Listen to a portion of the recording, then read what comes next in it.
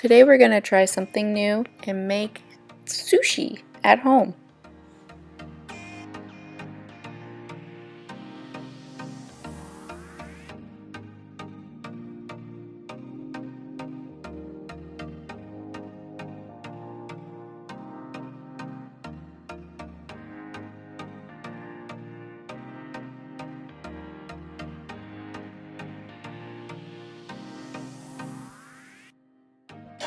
Luckily, I have someone to help me today. These are all the products you want. Bento is great to use, not sponsored by it. Here are the food items and the cookery items that you will need today. Also, if you're like me, you might need a little bit more patience. So the instructions say to do 2 cups of rice for 5 rolls. We are going to make 10 rolls, so therefore we're doing 4 cups, and we're going to add 8 cups of water into the rice cooker. And it's much easier, as I found out, if you just pour the rice into the measuring cup and not try and put the measuring cup into the rice bag. Once you've measured out your rice, you're going to want to rinse it to get those extra starches off. This will make your rice fluffier. And also, rice patties aren't the cleanest places.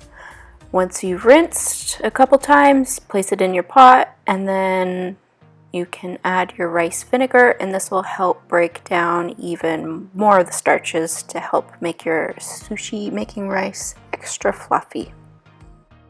To devein and shell your prawns, you're going to want to thaw them as directed on the package. The easiest way to do it is to actually grab the tail very gently and then grab some of the skin and then just gently peel off the skin, and the legs should come with it, and then continue doing that with the rest of your prawns. This is going to be for your shrimp tempura you're making.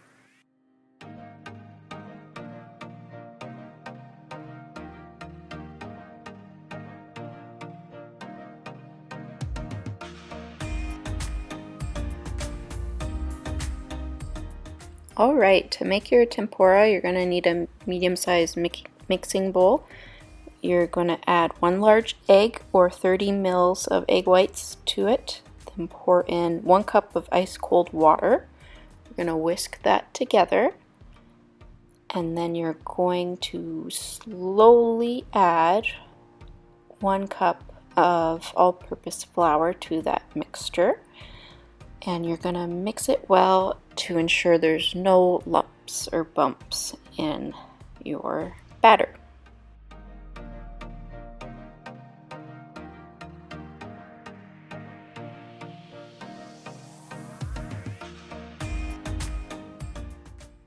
Okay, so now we have our deshelled prawns. We're going to take our thumb and flatten out their underbelly, so this will decrease or prevent how much they curl when we cook them in the oil. Grab them by the tail, dip them into your batter, and then flip them over into the panko and just slather them up with that crunchy deliciousness. If you want to, you can wear gloves like I did if you don't like the ooey gooey feeling on your fingers.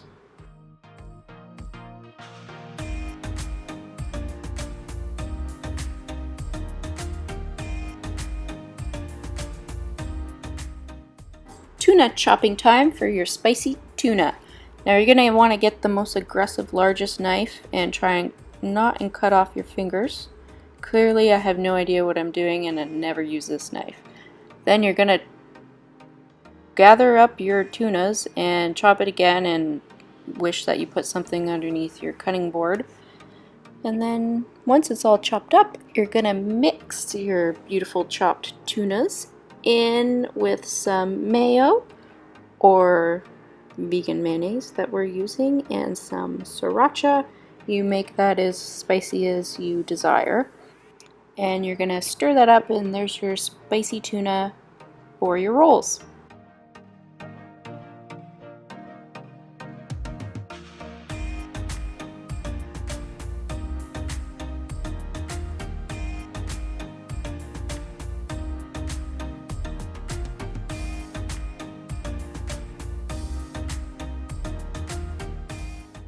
Cali rolls call for cucumbers.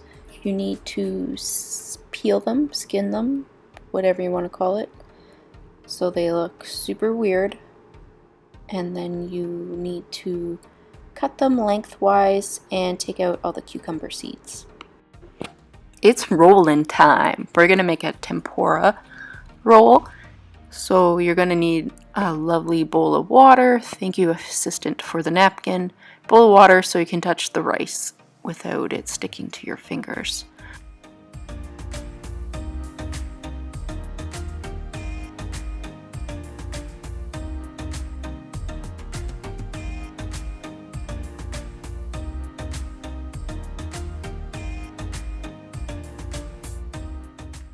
The key here is to not make the rice too dense. Make it 1 to 3 granules thick. If you make it too dense, you won't be able to close the roll when you're finished.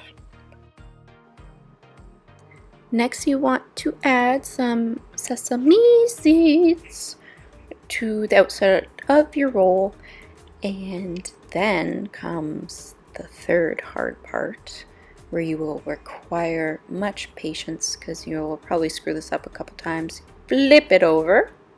Ta-da! That took a couple tries. And then you're going to add your prawns for your tempura. Yep, over there. Good job.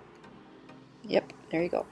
I didn't flatten these out enough, so they did curl in quite a bit.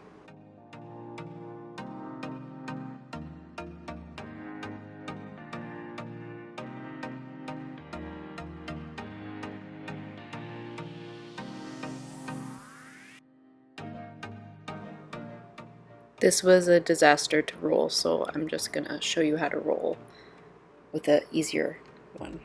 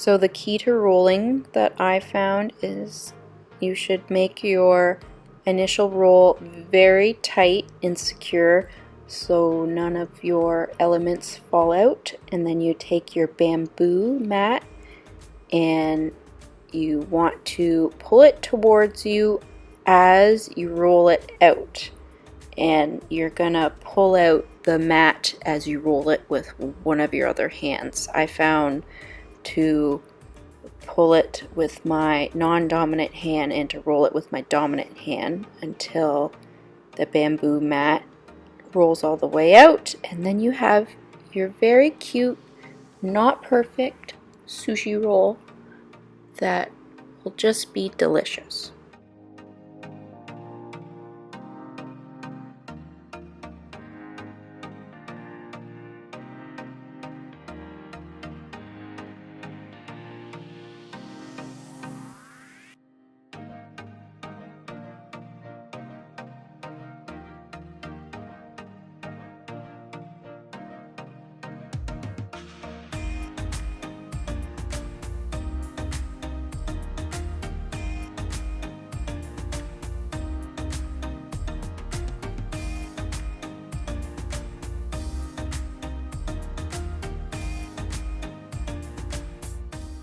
As you can see, I flipped it a different way every time, and I was super stoked that attempt as it kind of worked out perfectly. And this is our lobster roll.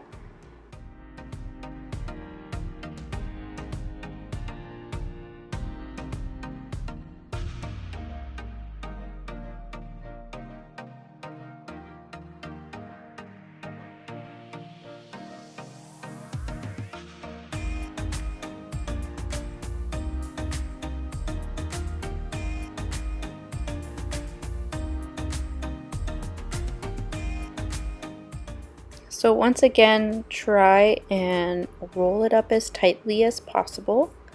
It's a little hard to roll this tight without the lobster meat falling out, so no worries. And then take your bamboo mat, pull it towards you, and then roll it and pull it away from you as well, and bring it back towards you once you need some better leverage.